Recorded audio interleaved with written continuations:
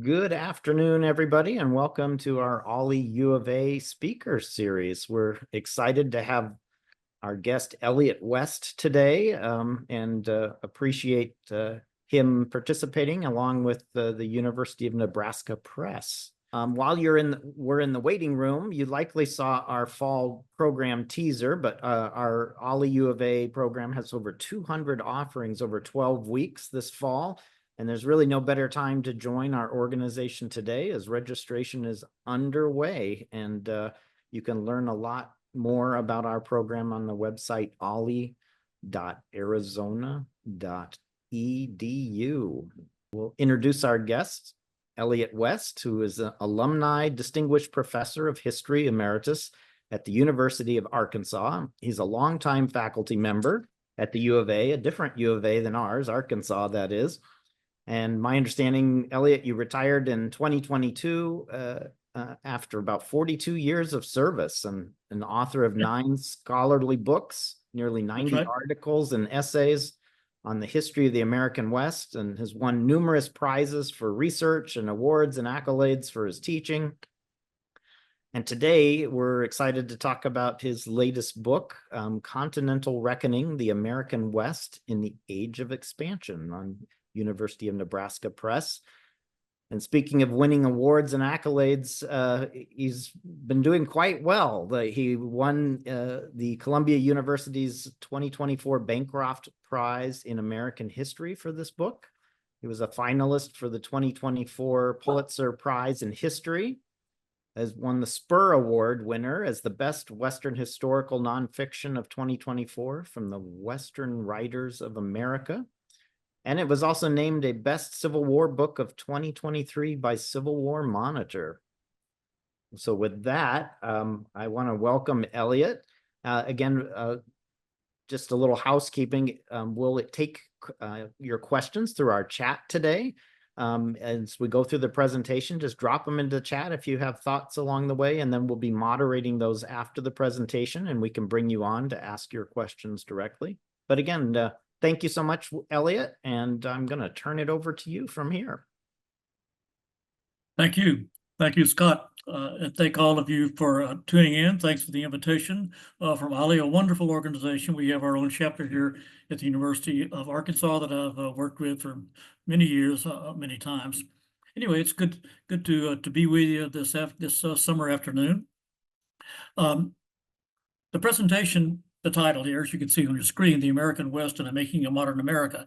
What this really is, as Scott said, is it draws upon my recent book, Continental Reckoning, The American West in the Age of Expansion, published by the University of Nebraska Press, part of the History of the American West series, edited by Richard Etelaine, Dick Etelaine. It's part of a series that spans from pre-contact up until the present. It's a wonderful series, and I strongly recommend that you look into the other volumes in that series. This book came out, as Scott said, a year ago, February. It's one that I have worked on for, 20, 25 years before it finally appeared. And it's one that I tried to use to bring together what I have, the research and the work that I've done over the past 50 years in studying the American West, and to try to give that work some shape, some meaning, to try to fit it into the larger context of American history. And that's what I'll be trying to suggest to you today.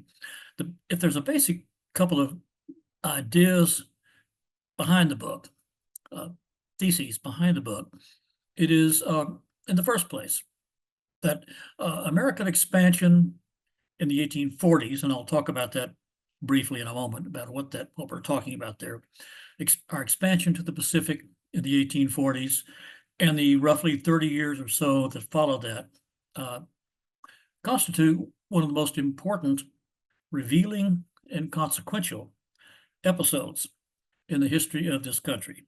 It's one that we have, I think, underestimated in its importance. It's this period from roughly 1850 to 1880, that has been highly romanticized in American popular culture. Those are the years of the cattle drives, the overland trails, the mining rushes, the Indian Wars, the construction of the Transcontinental Railroad. All of these, the subject of numberless films and novels, the subject of Western art. All of it's depicted in a kind of a romantic way that considers the West as this sort of exotic story, this exotic place out there on the fringe of the American experience. It's very entertaining and very dramatic, but one that really is peripheral to really what's going on in the nation at large. What I'm arguing here is precisely the opposite is true, that we cannot possibly understand the course of American history during that period and since then until we bring in the larger story of a continental America, a story that includes the expansion of the American West and the long-term consequences of that expansion.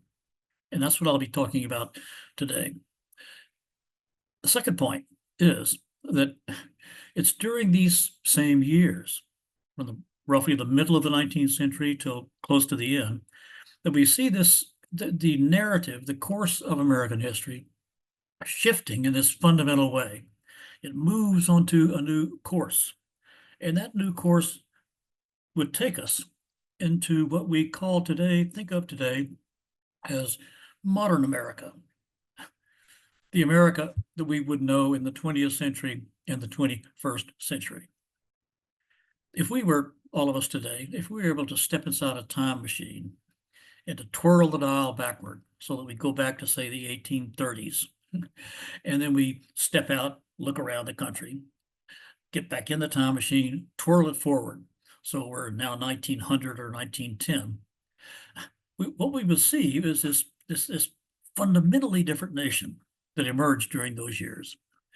America in the 1900s was fundamentally different in certain ways from the United States in the 1830s and the 1840s. It becomes modern. At the same time, we would recognize when we go back to, say, 1910 or so, it would be very different from today. But what we would see is an America that we would recognize. We know this place. We know this nation in 1900. It's not so different from the United States in 2024. So something happens then. America becomes modern.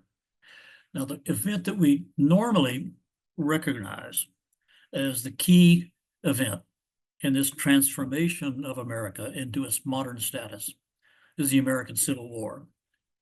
And it was, of course, critically important. It plays this undeniable place in our national story. But what I'm arguing here is that that's not the only part of the story that explains what happened.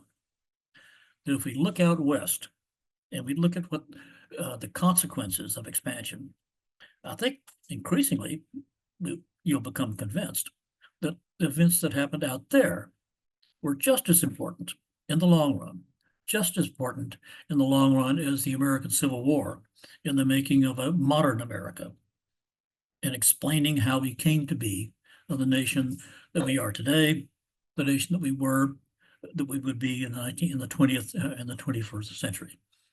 So those are the two ideas that I'd like to emphasize to you today.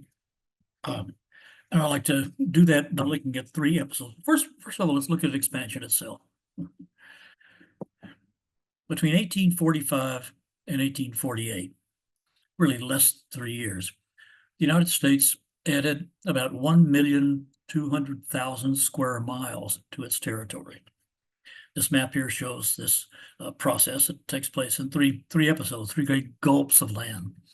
First, down there in purple to the bottom, the annexation of Texas in 1845, and its creation as a state.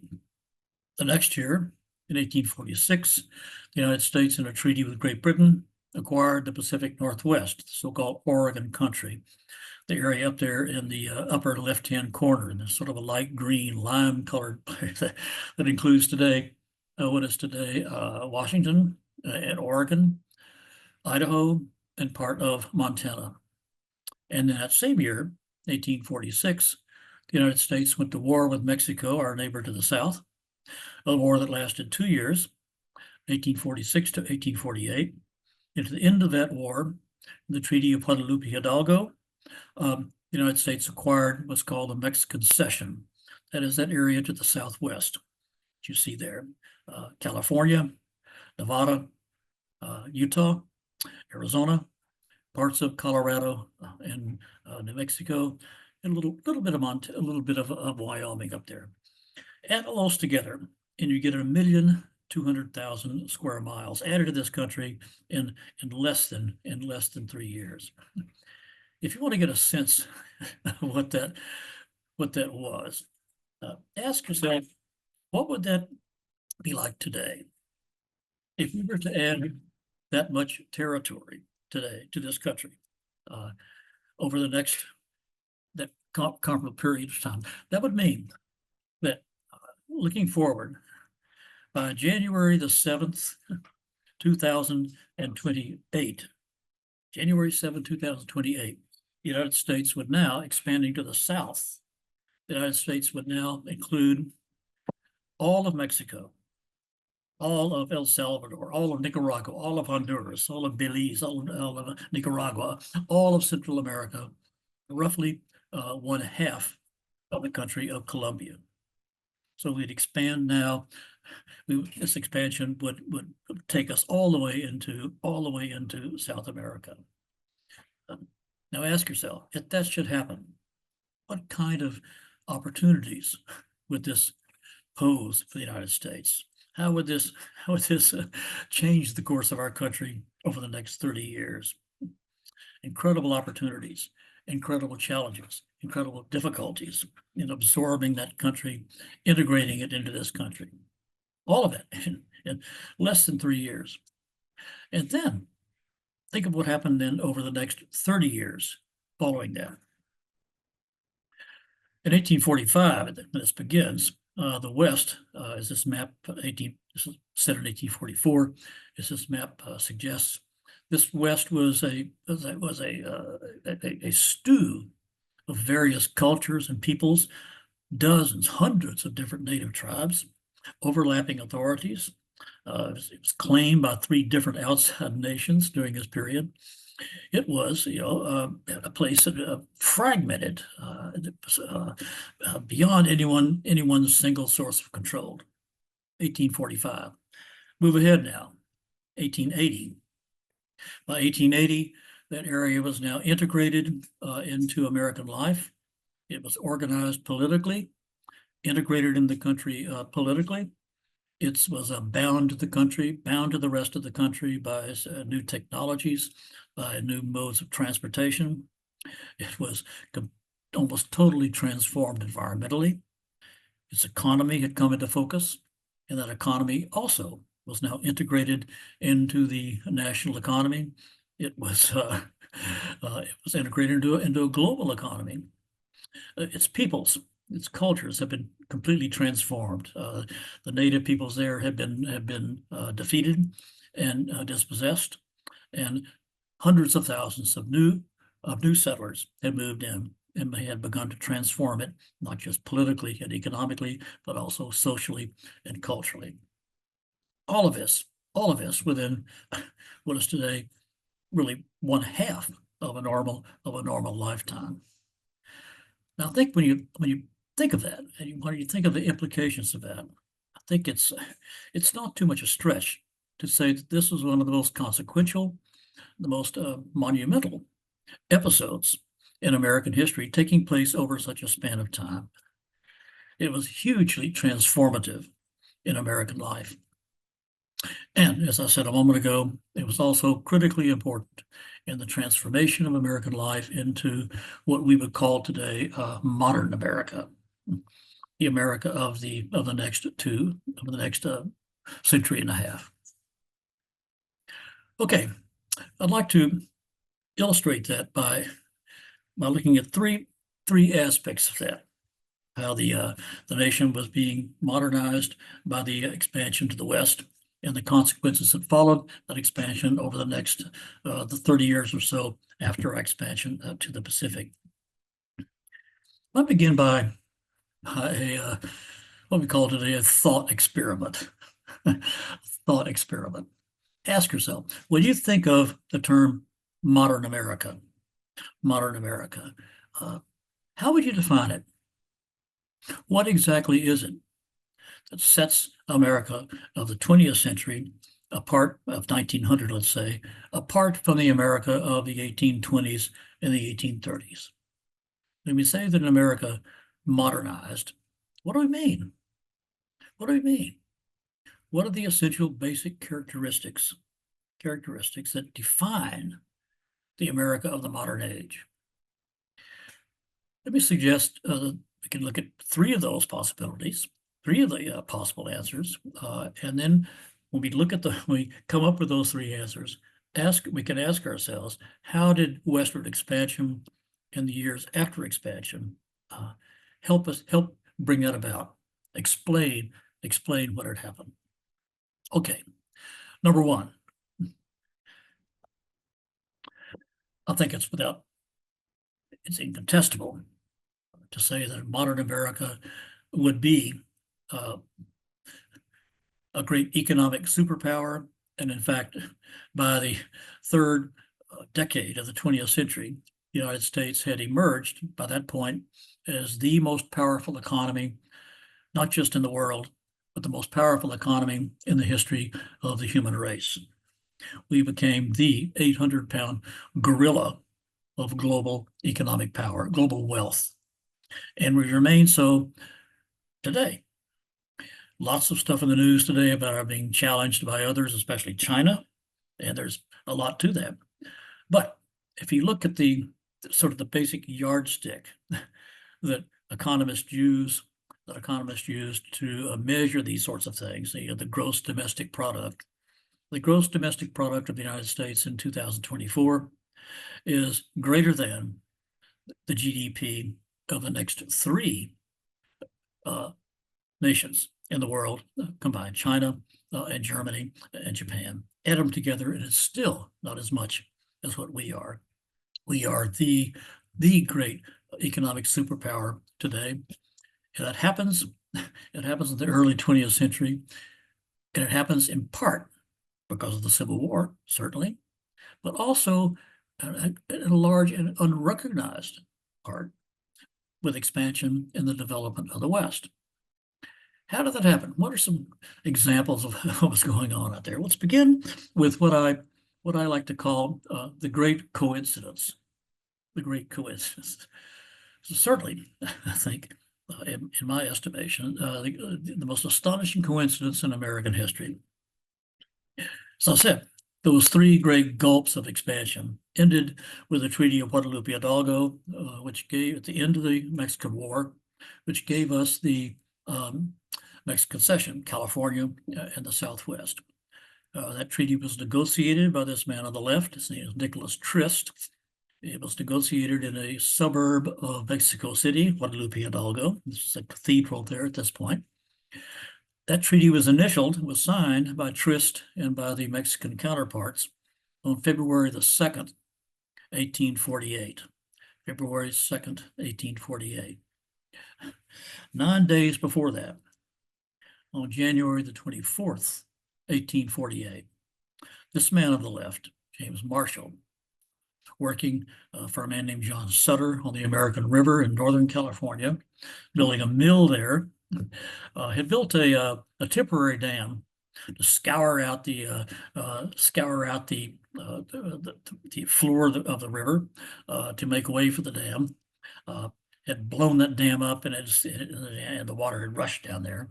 And the next morning, January 24th, Marshall was out there checking out the results of it, wading through the stream. And he looked down and he saw this little glitter. He reached down and he picked it up. He said, "By golly, that looks like gold." And he took it up to be tested, and sure enough, it was. This is the first little fleck of gold in the American River. It was worth about probably 50 cents. This triggered what was far and away by magnitudes the greatest gold rush in human history up until that time. At the height of that gold rush in 1852, more gold was mined in California, in that one place in California that had been mined throughout the entire world during the entire 18th century. The amount of gold that poured out of California during those years is absolutely, absolutely astonishing. So the great coincidence, at the very moment that we acquired, virtually at the very moment that we acquired the far west, this expansion was concluded, that we acquired California in this case, we began to discover that this new country that we had gained over the previous 3 years contains some of the richest resources on planet Earth, beginning with gold. Gold, this outpouring of this raw material, the very definition of wealth during those years. That money then was used to finance this transformation of the American economy into the modern economy that we would know today. And the thing is, it didn't stop with California, the gold itself. Following the discovery of gold in California, more discoveries were made. First of all, in California, more in California, then to the north in Washington and Oregon, then to the northern Rockies in Idaho and Montana, to the south of that in Colorado, proved just this series of gold strikes across the country that revealed that not just with California, but in the West in general, this place that we had acquired, the area that we acquired, unknowingly, of course, was the greatest storehouse of wealth, raw wealth, in this case, gold, than any place on Earth. And 10 years after Marshall's discovery of gold, just across the Sierra Nevada, in Nevada, the place in Virginia City, silver was discovered. And this discovery of the Comstock lode turned out to be, except for a couple of places in Mexico, the greatest silver strike in the world at the time. And then more silver discoveries were made across the West, same areas in Nevada, up to the north in Idaho and Montana, down to the south in Arizona, Tombstone in Arizona. So exactly coincident with the acquisition of the far West, we began to realize that what we had acquired, without knowing it, was in fact the greatest sort of bank vault of raw wealth in the world at that time. And that was used then to help finance this series of transformations of the United States into its modern status. So the first point to make is, in the emergence of America as a economic superpower, is that we immediately discovered that we had the basic stuff, the raw stuff of economic power, gold and silver. But as we began to industrialize and to modernize ourselves industrially, we needed other kinds of metals as well. And the most important and the most valuable non-precious metal in this process during these years was copper. As it turned out, the United States at the time, we just began to discover, the West contained the largest copper deposits known in the world at that time. Now, this map shows copper deposits across the world today, but you can see that many of them are concentrated in the American West, especially the Southwest. If we were to turn this backward to look in the late 19th century, many of those other deposits would not be on there, and you would see the American West as the center of global copper production. During these years, at the same time that we had the greatest deposits of gold and silver, we also discovered that we had the world's greatest deposits of copper, this critically important metal in the transformation of our economy. In places like Montana, and the famous Anaconda copper mines there, down in Arizona, Bisbee, Arizona, and elsewhere. Well, we were emerging into this, the world of iron, the economy and the world of iron and steel. But at the same time, we were still in this earlier economy, in this earlier life and culture of wood, the world of wood. We needed a lot of wood for this transformation. Wood for the construction of cities, wood for the construction of factories as we industrialize, wood for the construction of railroads, those countless millions of ties of the railroads, wood for the construction of mines, and we will look at that. We will look at that in a moment. The wood necessary, for example, the Comstock lode. I mentioned that a moment ago. The amount of wood necessary to build, to create the underground factories, the underground mines of the Comstock lode would have built today ranch-style homes for a city of 50,000 people. So think of the houses, thousands of houses in a city of 50,000 people, and take all the wood that you need to build those houses and flush it underground, and push it underground into building those mines. So we need a lot of wood, and as it turned out, again, we had it in the Northwest. In the Northwest, we have some of the largest forested areas on Earth at the time. Huge amounts of wood that would be necessary to the construction of this new way of life, this new modern America.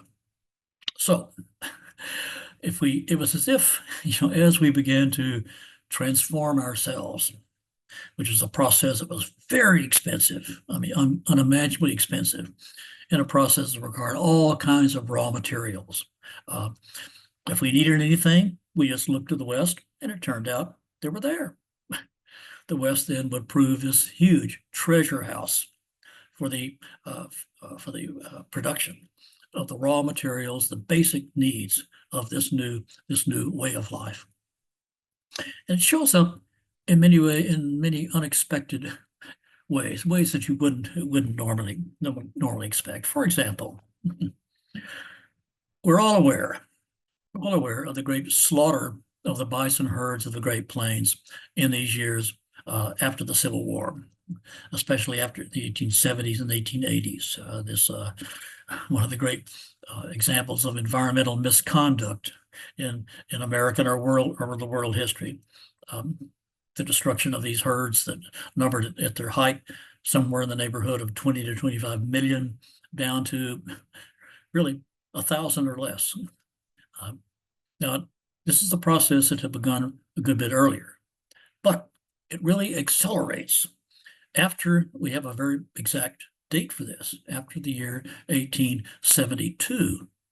In 1872, while the population of plains bison had declined significantly by that time, between the next 10 years, 1872, 1882, it simply collapses.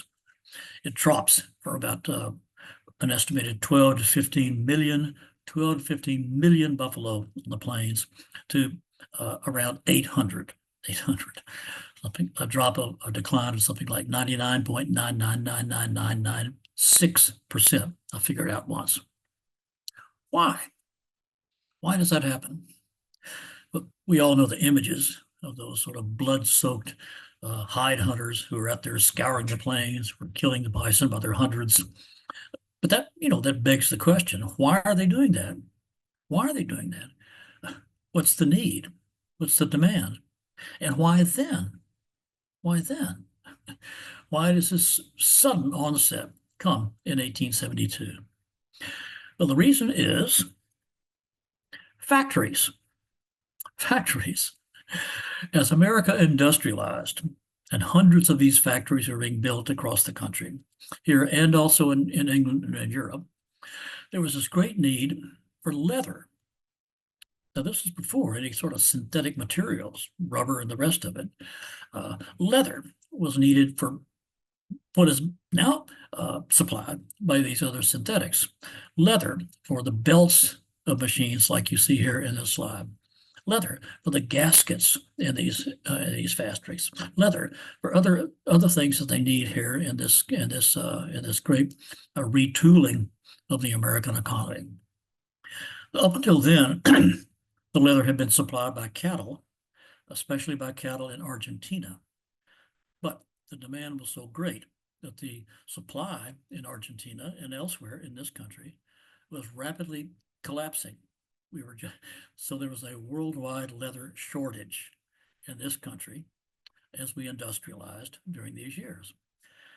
And in 1872, a couple of enterprising men out west sent some bison hides back east to Philadelphia and some to Germany with the question, will this work? Can you use these bison hides to supply this industrial need for our new factories? And the answer came back, yes, we can. It worked perfectly well. So suddenly, the demand for the hides, what were called green hides of bison, that is not processed into robes, but just sliced off the animals, spread out, the meat scraped off of it, stacked up, dried out, and then sent eastward rather by train. Those hides would provide for this global, would supply what was needed for the meeting of this global shortage of industrial factory leathers. And that was the result. That was the cause of this sudden demand for the hides of bison and their sudden destruction. So you would see scenes like this with the slaughter of millions of bison on the plains, the processing of our hides, the shipping eastward of those hides by railroad to the tanneries back east. You can see there also in the background the bones of the animals. The bones of these bison were also collected, and they were also sent back east to be ground into into fertilizer, to be shaped into corset staves, into playing dice, and the rest of it. The bison were simply, the hides and the bones were consumed. The meat was left to rot on the plains, and the bison almost vanished within 10 years. 10 years. Kind of astonishing. But why did it happen? Because we discovered that once more, we needed something to transform our economy. We needed something to industrialize this nation. And we looked to the West and we found it.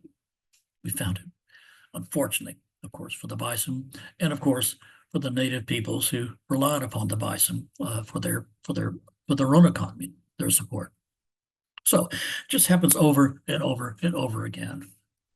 All of this is also accomplished because the West is now bound into the rest of the nation and to the rest of the world by this series of new technologies. Railroads to the north there, railroads out sneaking across the plains, and lots of smaller lines connecting those larger transcontinental ones. To the lower left, maritime connections. Maritime travel was also being revolutionized by things like the screw propeller, which allows for the much more rapid movement across oceans. All of this is coordinated through the telegraph, or the new technologies of the transfer, the movement of information, as in the lower right. So as the West was acquired, and as its resources began to be developed, this was all coordinated and made possible by these other new revolutionary technologies of connection. So as the West was being born, as the West was acquired, it was being born connected in a way, and it was being born industrial. Even in areas that we normally wouldn't think of being industrial. Farming, for instance. While the West certainly had hundreds of thousands of individual farmers, farming families, just like those back in the East, and now moving out to the West via the Homestead Act. Farming was also in the West was also quite often in some places, basically industrial agriculture. Here are some examples in California, where these huge farms were established in places like the Central Valley of California.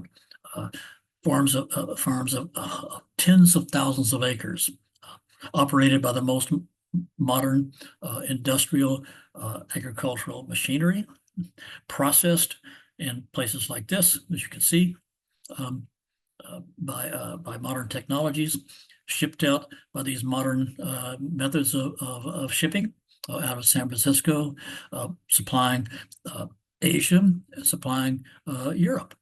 The largest foreign market for wheat coming out of California during these years was England. Wheat was grown in the Central Valley. It was processed in this methods like this, these industrial methods. It was then sent via ship 17,000 nautical miles around Cape Horn to show up as bread on the dinner tables of families living in places like London and Liverpool.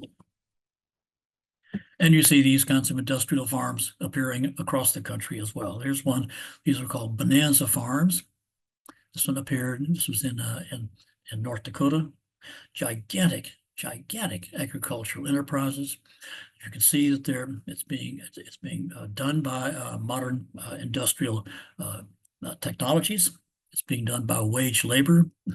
It's being connected to the rest to markets by the railroad. When you look at this, when you look at what's going on here, there is really nothing except for the fact that this is happening out in the middle of North Dakota. There's nothing to distinguish this from what's going on in a factory in Pennsylvania or North Carolina. So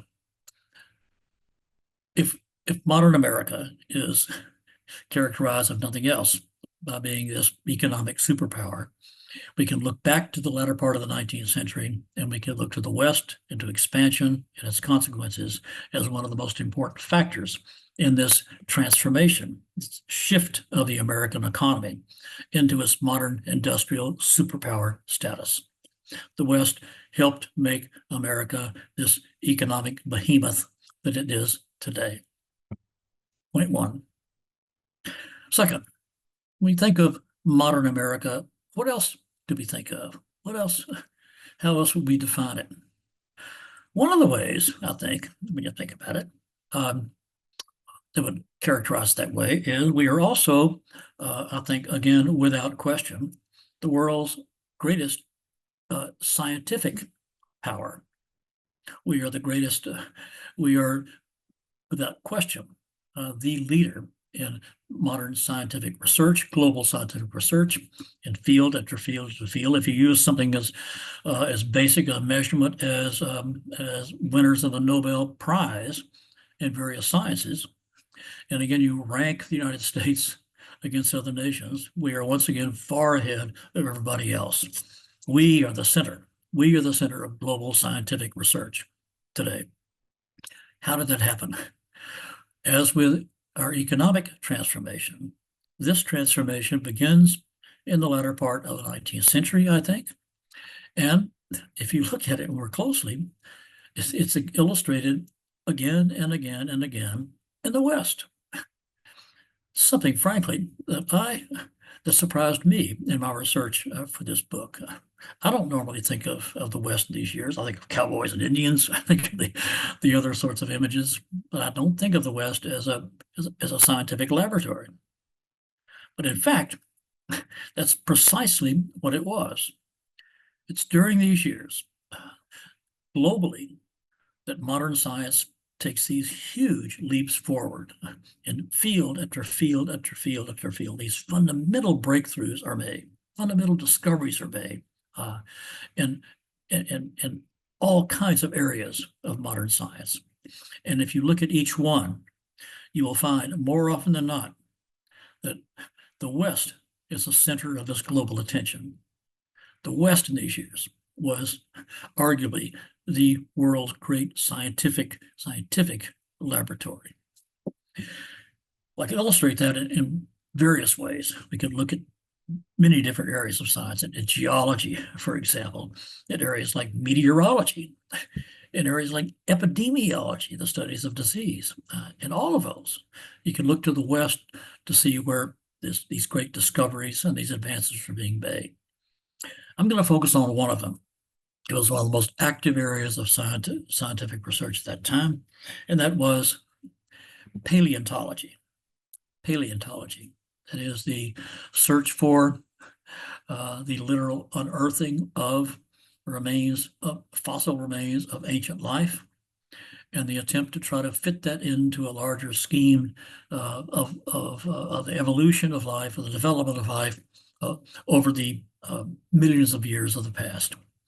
This was an extraordinarily active area of research, partly for reasons that I'll mention in just a moment, partly because it touched directly on the most active and the most controversial scientific and moral idea of the time, those ideas of Charles Darwin. And in this pursuit of paleontology, it was in the West that the great advances were being made. This story of an illustration of the time of Western bone hunters out there. The story is most often associated with two men who were sort of the superstars of paleontology during those years. O.C. Marsh of Yale University, Edward D. Cope of the American Museum in Philadelphia. These are the two great figures of bone hunting. Together, they made extraordinary accomplishments, extraordinary breakthroughs in this field. They were also bitter rivals. And the rivalry between these two men, these are often called the bone wars. The rivalry between these men were front-page news. It was really quite extraordinary, the extent to which they loathed each other and the kinds of tactics they would use against each other to scoop one another. The result of this, because of this competition, was the discovery of dozens of different new species. More than 130 new species of dinosaurs, for example, were discovered in these periods. Almost all of them by these two men. But what really surprised me was that while these guys were the best known figures in this story, that there were also others who were working with them and for them, who did much of the groundwork, much of the discovery, the actual discoveries, who were Westerners, who were Westerners out there doing other kinds of jobs, who turned to this with their own kind of passion. Here's one example, a man named Bill Reed. Bill Reed was a meat hunter for the Union Pacific Railroad. That is, he's one of those guys who went out and shot bison and elk and deer to feed the workers in the construction of these railroads. But he was also, like so many out there at that time, a self-taught, seat-at-the-pants paleontologist. And he knew his stuff. Reed came across he and another a station master for the Union Pacific came across a fossil which they correctly identified, and they sent word back of it to Marsh, O.C. Marsh, back at Yale, by telegram, telling him what they had found. Marsh followed up and said, "By golly, you're right." He then ended up hiring Reed, who became his top field man in this what's called the Como fossil beds out in Wyoming. At the time, the richest fossil beds on Earth at the time. And Reed became very active in the exploitation, in the digging in these fossil beds, coming up with some of the most extraordinary discoveries of the time. This meat hunter from with the Union Pacific. It was Reed that discovered this very famous fossil. This is the Diplodocus carnegii. This is in the Carnegie Museum in Pittsburgh, Pennsylvania today. It's an extraordinary thing that millions of school children over the years would gawk at on their field trips. Another example was this guy, Charles Sternberg. Charles Sternberg was a kid from the Midwest who came out to Fort Harker, Kansas. It's desolate military post out in western Kansas to join his brother. His brother was the chief surgeon, the doctor there at that part. His brother also owned a ranch, and so he put young Charles, his younger brother, to work in this ranch, and Charles began to discover these fossils. In this case, this is biopaleontology. I'm sorry, floral paleontology, that is the fossils of ancient plants.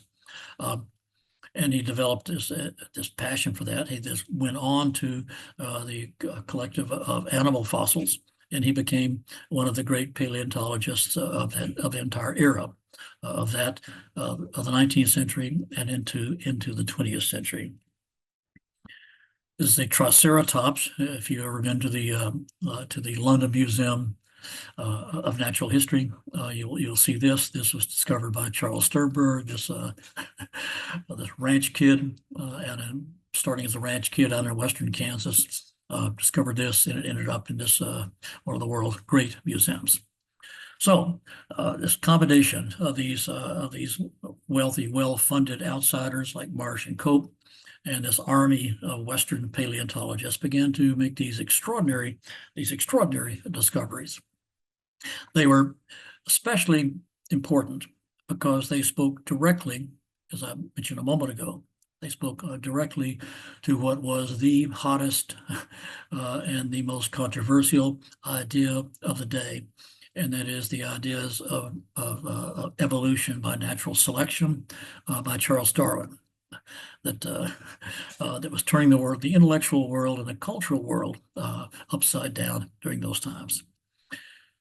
And this work that was out west, in particular the work being done by Marsh, spoke directly to the questions raised by Darwin and his theories.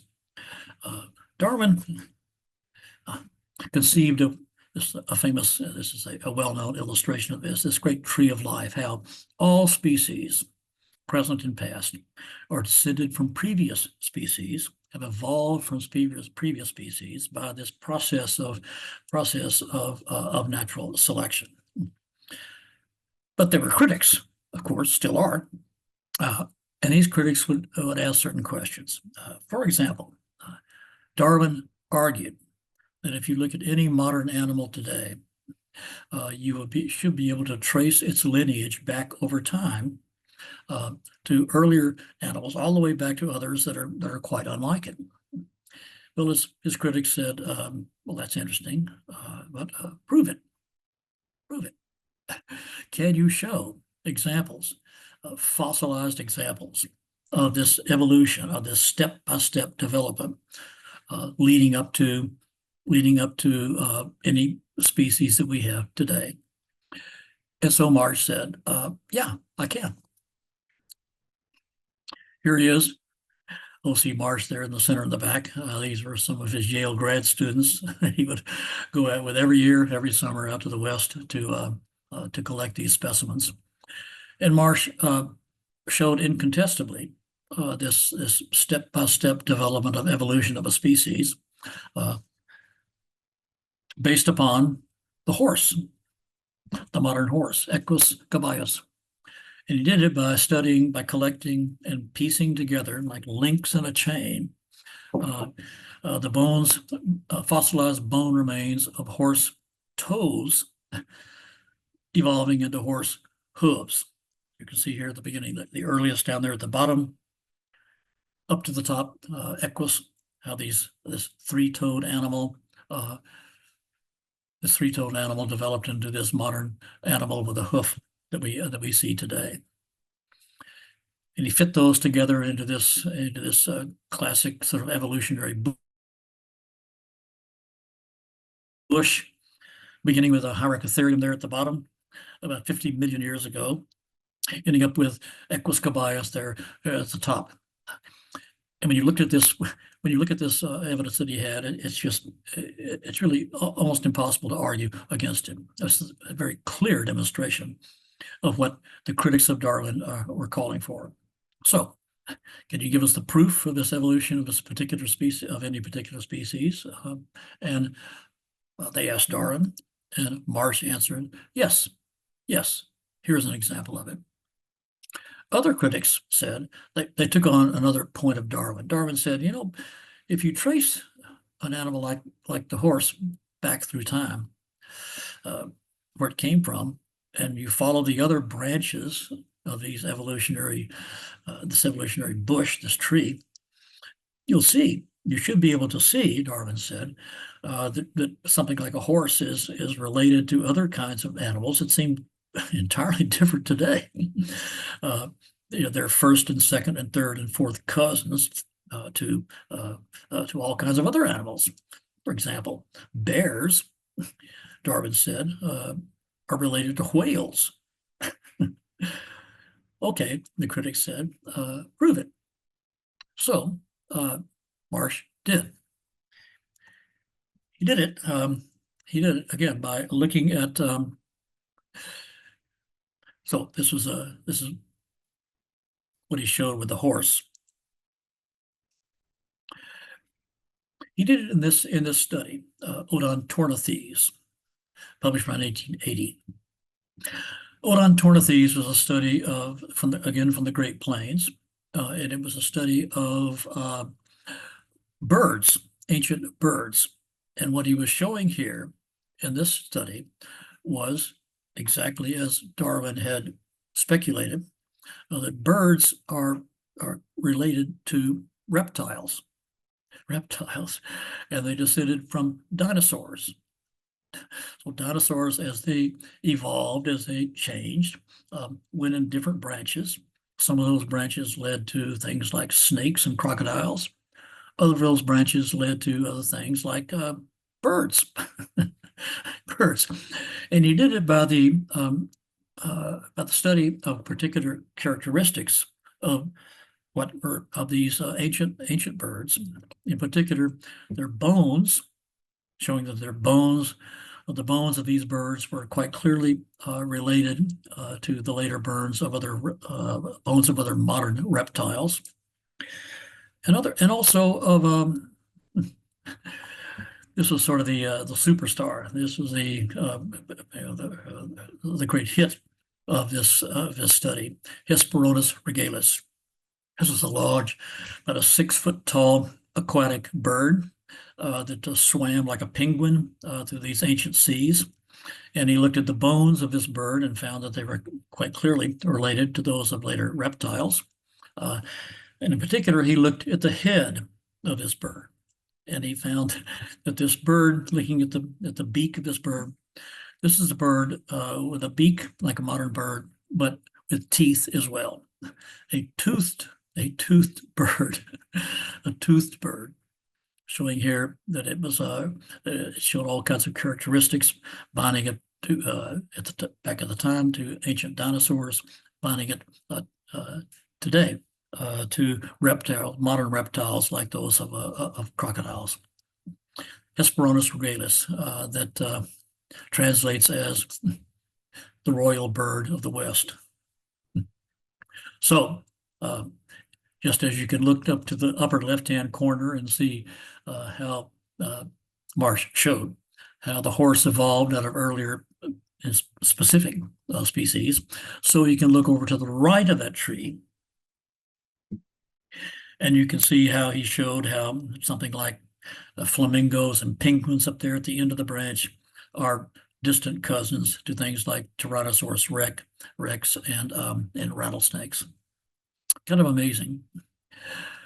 This was then these seemingly irrefutable examples of proving what Darwin had speculated about, what he had predicted that others would find, and Marsh found them. Darwin himself thought so. When Marsh sent him a copy of Odontornithes, Darwin read it, and the next day wrote a letter back to Marsh saying, thank you for this. This is the clearest confirmation of my ideas that have appeared in the last 30 years. What was he saying here for the last 30 years? 30 years before Odontornithes was published, Darwin had published The Origin of Species. So Darwin was saying, what you've done with this Western American Great Plains paleontology is to do more than anyone ever had so far, in confirming the kinds of ideas that I had suggested way back in the year 1859. So, modern America, in addition to being the world's economic superpower, modern America is also America's great scientific leader. And if we want to see how that happened, when it happened, we can look once again, as with economics, back to the late 19th century. And once again, we can look for the origins of that in the American West. Mining, agriculture, and paleontology, as well as these other scientific fields. Well, the third point is, and we're running out of time here.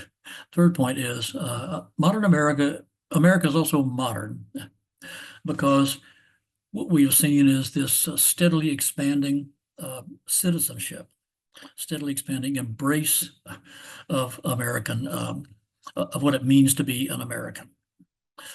If we look back to 1850 and move ahead once again to 1900, we will see that the definition of who is in the American family, of who is an American citizen, that definition has enormously expanded, and it would continue to expand in the 20th and the 21st century. The American family, those allowed into the American house of American acceptance into our culture and into our political process, has steadily expanded. When I say that, you probably think initially of emancipation. And certainly this was the greatest advance in terms of raw numbers. At the end of the Civil War, 4 million bondsmen, 4 million former enslaved peoples were now emancipated and were invited into, admittedly very imperfect, American citizenship. So we think of that as the great example of this, and the expansion, the widening of the American embrace. But it really began before emancipation, before the Civil War, and it began out west as America expanded to the Pacific. We were adding not just territory, we were adding all kinds of other peoples and all kinds of cultures. 1848, with the Treaty of Guadalupe Hidalgo, we granted, part of that treaty, we granted a citizenship to all former citizens of Mexico. This is a good bit more than 100,000 persons then are now invited into the American political and cultural family. But at the same time, this same expansion, of course, would bring into the West tens of thousands, something like 250,000 native peoples, divided into hundreds of different cultures, each with its own language, its own way of life. Also, who were, while they were not directly at the time admitted to as American citizens, the purpose was, the stated goal of the nation was, over time, to bring these peoples, these native peoples, into the American family. A huge task. How is that to be done? Look at a place like California. Imagine this now. What sort of a challenge that would be have here? These are peoples who, as I said, there was no such thing as an American Indian. There were hundreds of different Indian cultures and tribes, all with their own languages and dialects, all with their own authorities, all with their own cultures, all with their own religions and cosmologies. How in the world are we to bring these people, bring this enormous diversity into this singularity of American citizenship, American participation? The government's official answer to this was to transform these people and to integrate them into American culture by the process of reservations. So the great challenge facing them, as they saw it, was to Americanize them, to bring them into our own particular culture, and that involved we could no longer isolate them through removal. So we had to put them in these islands within this nation, and within each of those islands, then they would be culturally transformed by the under the leadership of agents and through various processes. This is to be done in two ways. The children were to be educated in schools, The adults were to be transformed into this modern American economy as farmers, and they were to be unified into American culture by religion, by having been transformed into Christians. Now, what's interesting here is that this was exactly the same, these are the same ways in which the government set about to setting about to integrate freed people, emancipated peoples into American society. So the same process is being carried out east and west. Former slaves, former enslaved peoples were to be given their own lands, so-called 40 acres and a mule. Their children were to be sent to freedmen's schools, and they were to be, this was all being done by evangelical Christians. In the East, of course, with the former slaves, this was perfectly fine. They wanted land. They already were farmers. They wanted their children to be educated. They were already Christians. But the same process, when it was pursued in the West, was being done by people who had their own economies, who had their own religions, who had their own ways of supporting themselves. So something like this is a presidential medal of Abraham Lincoln. This medal shows on the reverse side from Lincoln's profile, we see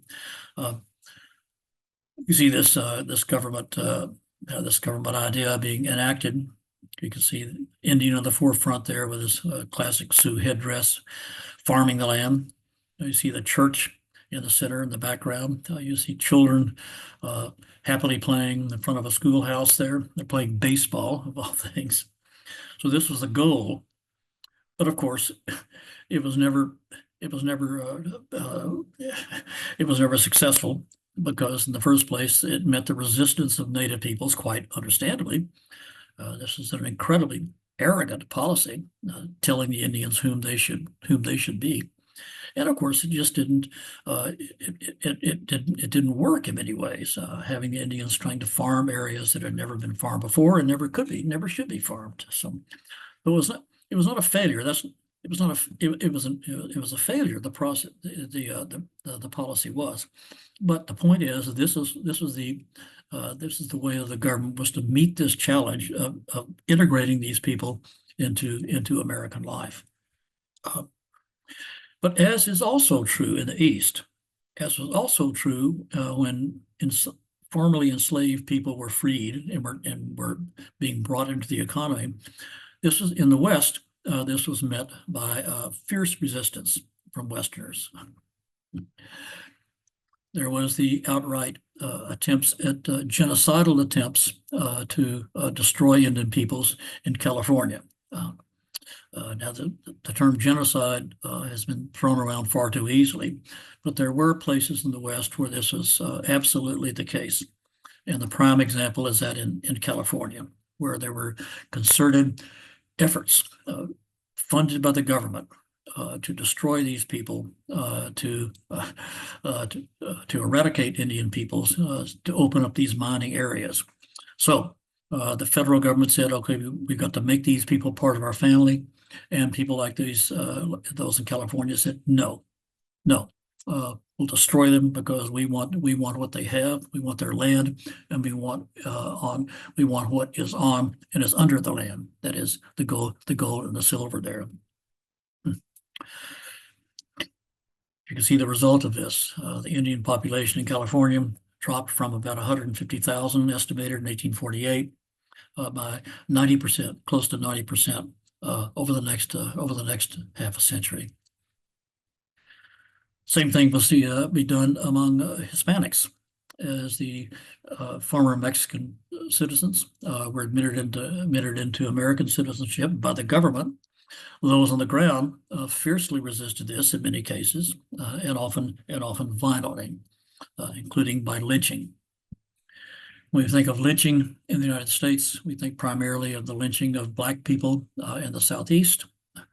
The height of it, or period of the late 19th and early 20th century, in a place like Mississippi. Look at the rate of lynching among African Americans in Mississippi in the 1880s and 30s, the period to 1930s, the period we think of. the rate per 100,000. How many annually every year per 100,000? 53. New studies of lynching among Hispanos in Southern California and the Southwest during the period immediately before that, 473. Now, these are in many ways misleading numbers, but the point is, of course, that this resistance to expanding the American family was a continental story. It took place in the West as well as the East, and it began in the West. If you look at the dates there, it began in the West with expansion, and then it moved eastward to just as the inclusion of the expansion of the American family began in the West with the inclusion of Mexicans and of Indians and spread eastward in emancipation. So the resistance to that inclusion began in the West in the 1850s and spread eastward into the Southeast. So again, this is a national story, a continental story. One final group that illustrates this are the Chinese, who at first were welcomed into the West as hard workers, but then they began to come in great numbers, beginning in 1852, and they met the fierce kind of resistance. In many ways, as great a resistance as you found toward Indians and others. In fact, Chinese, of course, were the focus of the only time in American history when, by act of Congress, the United States denied entry into this country of certain peoples strictly on the basis of their ethnicity. The Chinese Exclusion Act of 1882, when the government said, okay, the answer now is no, you simply cannot come in. So in this third way, how do we define modern America? Modern America was not just an economic superpower. Modern America is not just the world's leader in science. Modern America was also one in which we have this steadily expanding invitation to citizenship. And in all three of these cases, we can look backward and we can see that this process really begins in the latter part of the 19th century. And in that period that we're talking about, that we're looking at, it's the West as much as any other place in the country, any other part of the country that explains this. The point, again, in the title of the book is it's a continental story. If we're going to come to a reckoning of that story, a reckoning and understanding of who we are as Americans, as modern Americans, where we stand, and how this came about, we've got to bring the West into that picture. So I'll stop here, and hopefully, with the help of Scott and others, we can raise some questions and hopefully have some discussion of this. Thank you so much, Elliott. We really appreciate it. And we have a number of questions. I just put the information on where you can get the book in the chat as well. And University of Nebraska Press is offering a 40% off discount code when you use that on their website. So we appreciate that. But thank you again so much for this presentation, Elliott. You're welcome. While I queue up some of our questions, I guess you and I had sort of a side conversation the other day about where you would go next with all of this. And you talked about sort of the scientific development aspect of it and how that intrigued you. While I queue up some other questions, can you talk to us a bit more about some of the other scientific areas you might dig deeper into in expanding this conversation? Sure. As I said, it's just an area after area after area. In many ways, what was called the prince of the sciences at the time was geology. Like paleontology, it was one of these sciences that had great popular support as well, popular interest as well. And the West, in particular places like the Grand Canyon and the surveying of areas of the Great Basin, the West became the center of attention of global geologists, and some of the great breakthroughs were made in stratigraphy, in the dating of different the dating of different eons of the Earth, of geological periods of the Earth, was first done and defined in the West. Other areas that you might not think of at all. I mentioned before epidemiology, the study of diseases. One of the great breakthroughs in this period had already been made by people like Louis Pasteur and Robert Koch in Germany. What's called the germ theory of disease. That is the proof that many diseases are contracted or transmitted from person to person directly by these invisible carriers of disease. Today, great example today would be COVID, which is a virus that's transmitted person to person. Typically, this is done by a little microscopic pieces of droplets of water that are spread from person to person or by a touch. That explained all kinds of diseases, from smallpox to influenza and others. But there were other diseases at the time that were not, that remained puzzles. And these diseases like malaria or sleeping sickness or bubonic plague, they didn't fit. We couldn't figure out how that did. And then these two young scientists were trying to solve the riddle of why cattle, Texas cattle taken northward, would transmit these diseases to other cattle to the north. This fatal disease, it was devastating the modern cattle industry. And they discovered that this disease was transmitted by ticks. Ticks. Ticks became sort of messenger boys between one cow, one animal, and another, carrying this. An entirely new process. So here was a discovery of an entirely new way in which diseases could be transmitted. In this case, by a third party. These sorts of diseases. This helped explain the transmission of diseases like malaria by mosquitoes, bubonic plague by fleas, and other yellow fever also by mosquitoes. And this was done out of all things cattle drives. So there's a connection between Western cattle drives and the solving of the process of solving of the mysteries of diseases like yellow fever and malaria. And you see this sort of thing, Scott, just over and over and over. Choose a disease or choose an area of science and look into what was being done at the time, and you're liable to end up in the West. Thank you.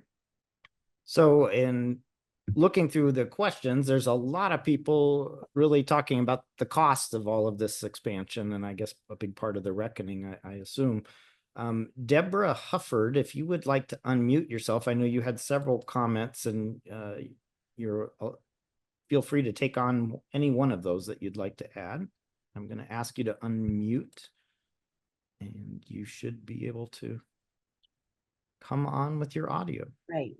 Yeah. Okay, I'm here. We can hear you. Great. Hello? Hi, Deborah. Can you hear me? Yes, I we can. can. Go ahead. Yes.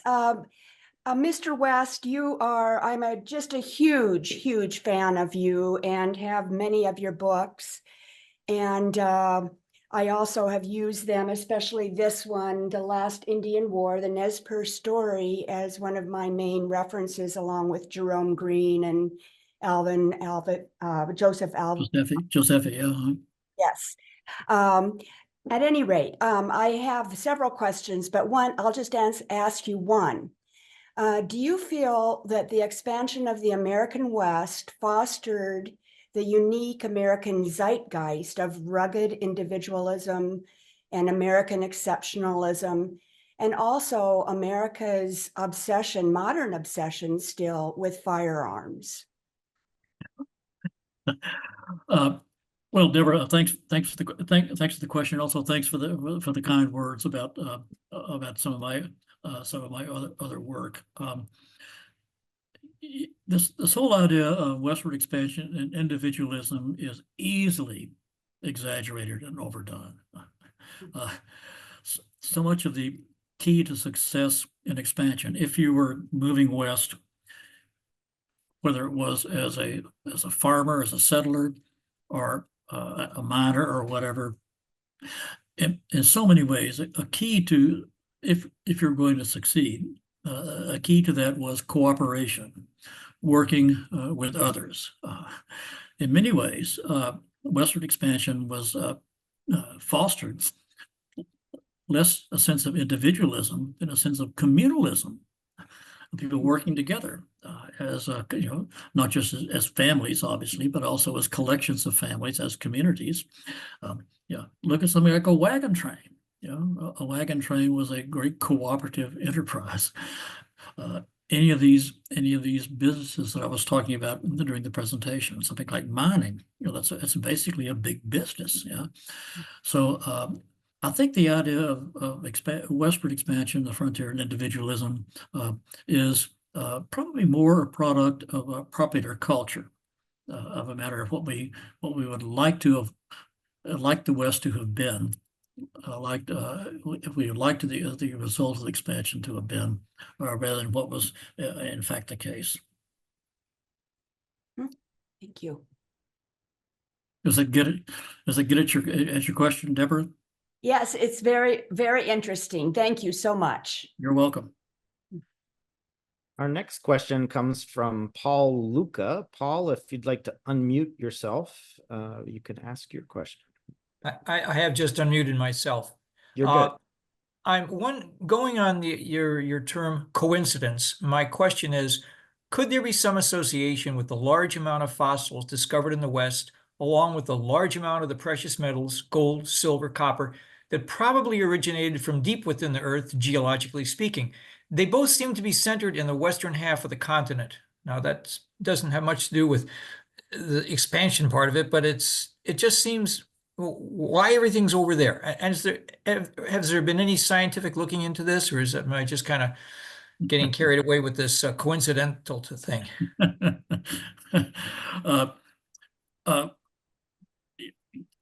The one word I would use in that is luck. Luck. I mean, it's just, the more I got into this, and again, I've been looking at this for 50 years, the more I get into this, the more it seems to me that this country was the recipient of this extraordinary good favor. I mean, a good fortune during these years. That's really the only way that I can express it. There was an aphorism back in those years that God looks after dogs, drunks, and the United States of America. That was, now, as you look forward into the 20th century, in many ways, our luck starts to run out. But boy, looking back at the 19th century generally, and in particular during these years, that's all I can come up with. There are also, of course, Paul, these conspiracy theories that I think amount to nothing at all. That in fact we knew there was all of this gold and silver out there before expansion, and the reason that we provoked this war with Mexico, and we did provoke it. It was a war that we brought on. Was because we knew there was gold out there. So this was no coincidence at all. But this was an attempt by America to seize this wealth out there. There's no evidence whatsoever to back that out. But you can see where those theories come from, Paul. When you see this happening over and over and over again, you need something, we got it out there, as it turned out. You can see how people would begin to think that there's a rationale behind this, that there was a sort of a strategy behind this. But it turned, in my opinion, as far as I can tell, it just turns out to be this incredibly strokes of luck over this entire period. Great, thank you. Appreciate the explanation. You're welcome. I think I'm going to paraphrase a few questions here because a number of people chimed in when we were talking about the bison. And I guess there are questions about the extinction and also its role in government policy with the American Indians and all of that. And how much of that was intertwined or not? Was it truly solely about leather, or were there multiple facets to this extinction, I guess? Or not extinction, but near wiping out of the bison. Yeah. Well, the first part, there were cases, as I said in the presentation, in the cases like California, where the governments, where we're talking about, in this case, the state of California, purposely set out to extinguish native peoples. It happened there. It happened in parts of the Southwest. In general, however, it was not the case. The defeat and the dispossession of Indian peoples, I think, has a different kind of explanation. It happened simply because, looking back to the question before, Paul, this country discovered that what we had acquired in the 1840s was this extraordinary storehouse of resources and possibilities and opportunities. And this nation, with a population many times that of native peoples, this nation was determined to exploit that, to take it over, and to turn it to its own advantage. That was true of an individual farming family who went out to homestead in Nebraska. It was true of corporations that looked to the West and were determined to exploit its gold and silver and its copper. It was true of businesses, investors in the East and in Europe. They were creating corporate ranches out of the West. It was this population with an overwhelming numerical superiority, determined to take advantage of, to occupy, to take advantage, and to transform the country where Indians happened to live. They didn't set out to destroy the Indians. What they did in pursuing their own agenda, their own goals, what they did was to undercut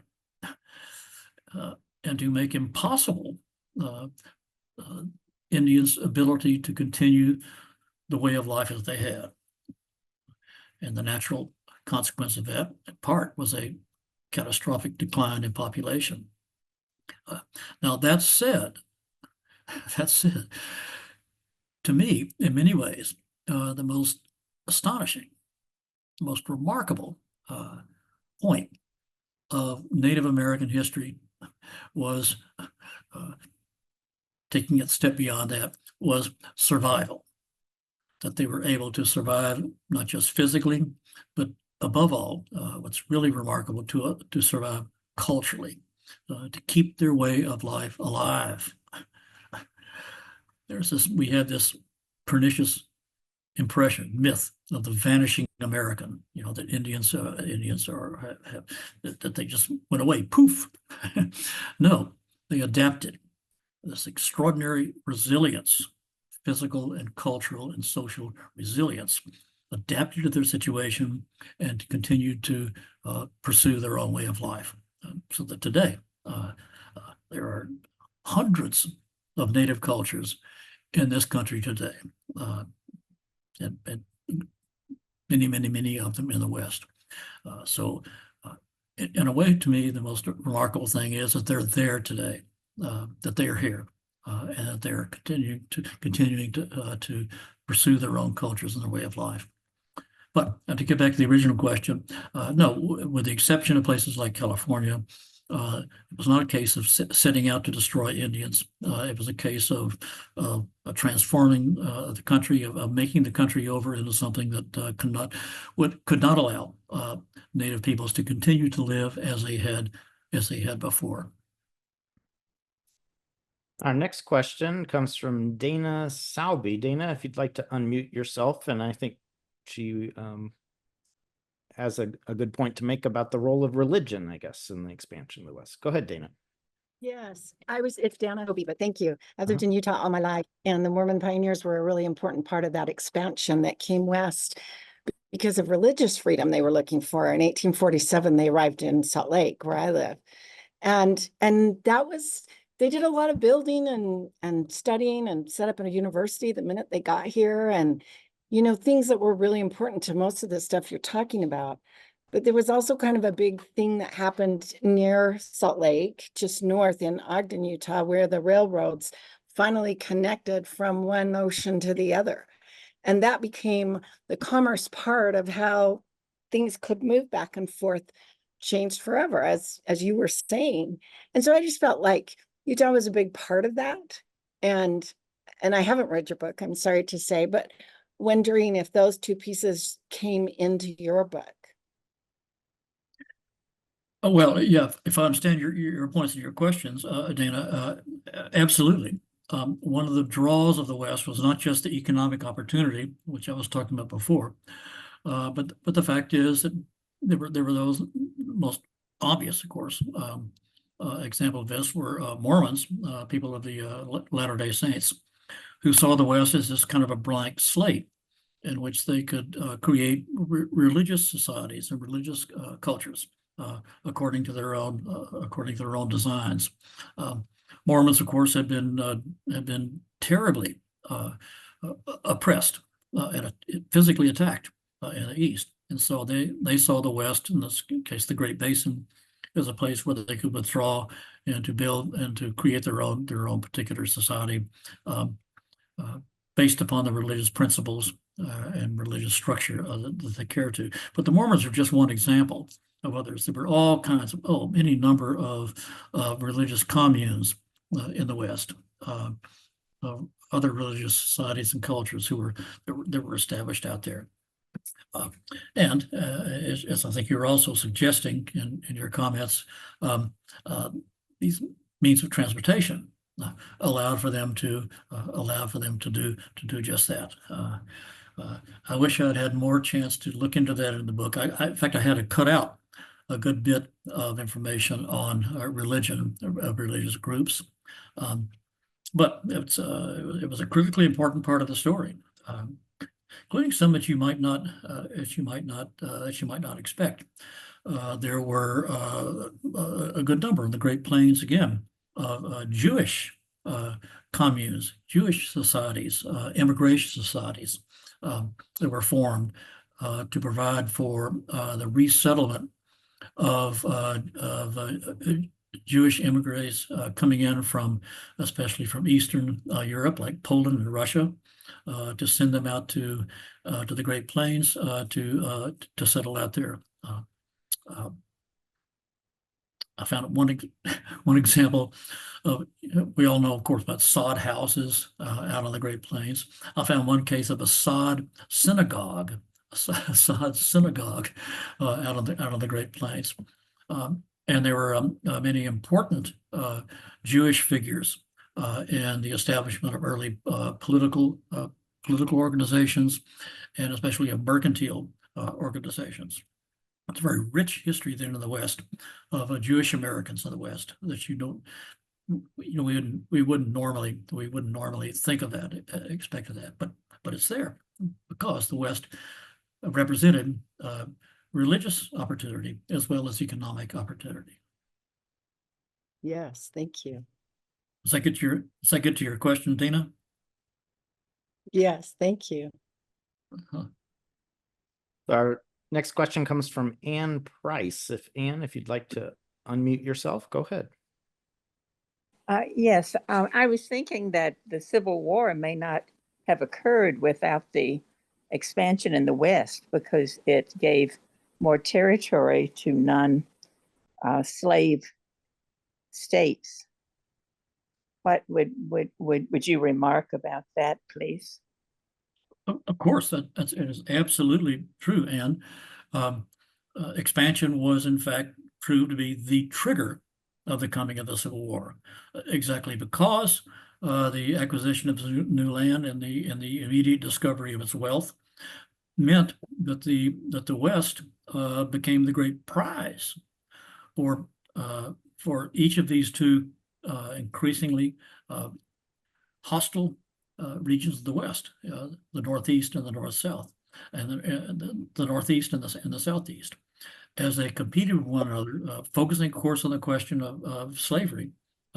Each of them wanted to be the one that would benefit the most and would control the most this great prize of the far West. And they competed for things like, the Transcontinental Railroad. But the great question, of course, was, would the institution of Black slavery be allowed into the West? The question of the expansion of slavery, the extension of slavery, that issue, and as you know, that was the one that proved to be the trigger of the war. That was if there was one single issue that brought about the Civil War, that was it. Put another way, it was the possibility of the West, the opportunity of the West that proved to be the spark that set loose this extraordinary tragic episode in the East. When we expanded to the West, the famous term manifest destiny, the prediction was this would make the nation, this would be a huge step forward for the American nation, and this would make the nation more powerful than ever. This would be the great benefit for the United States. In fact, American expansion almost destroyed this nation. Expansion in the years after that almost exploded this nation and destroyed the earlier republic. So yes, and absolutely, the West was a key to the coming of the Civil War. Well, I can't believe an hour and a half has passed so quickly, but the one downside of doing these webinars is you don't get to hear the thunderous applause, but we've got lots of kudos in the chat and great appreciation for this presentation today, Elliott, and we appreciate you joining us. And thank you to everybody who joined us from around the country and from our own Ollie here in Tucson. But I do have one question that I failed to get answered, but it related to the buffalo, but the bison. Did the U.S. put a bounty on the bison, and why? No, the United States did not put a bounty on it. You often hear this, that the government set out to destroy the bison because they knew that if they destroyed the bison, that the Indian economy would be destroyed. That's not what happened. There's no evidence at all. There's good evidence that the Army, for example, applauded the destruction of the bison. They're glad that it happened, but they didn't promote it. They didn't cause it. What caused it was the marketplace, as I said. Simply the fact it was just a matter of supply and demand. That there was this huge demand for leather, for industry, and suddenly they discovered there was this enormous supply to feed that demand. That was it. It was the American economy. It was the market. It was a market capitalist economy that killed the bison. There wasn't this government committee that set out to do it. Well, thank you for that. And again, thank you so much for sharing your wealth of experience and knowledge with our community. And we greatly appreciate it and welcome you all back to Ollie this fall. Ollie U of A starts September 16th for 12 weeks. And you can learn more about our program on ollie.arizona.edu. We look forward to hearing your next presentation down the road here, Elliott. But thank you so much for all you do and your dedication to these topics. Well, thanks again for the invitation, and thanks to all of you for tuning in. It was great fun, as always. I much appreciate the opportunity. Take care, everyone, and have a great week out in Ollie land. Bye-bye. All right.